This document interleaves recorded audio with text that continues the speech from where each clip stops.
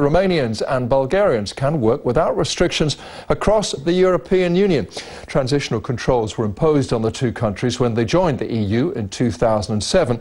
Member states such as Britain only allowed workers in some fields. The lifting of these measures has prompted fears of mass migration.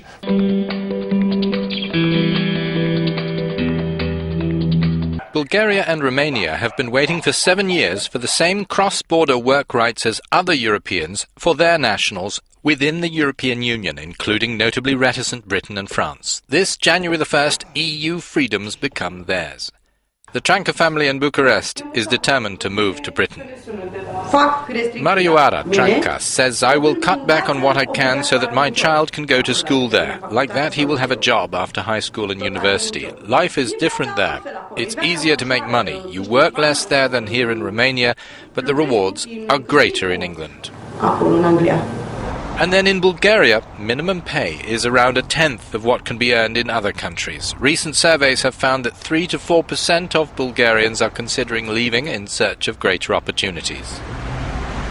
Professional driver Bisa Petrov says, "I'd go to the UK because life is normal there and pay is more respectable. Here, nobody gets even half the salary he deserves for a job well done." In 2007, 3 years after a wave of 10 new, mostly Eastern European ex-communist states became EU members, it opened up to Romania and Bulgaria, but with restrictions on workers' rights in the single market.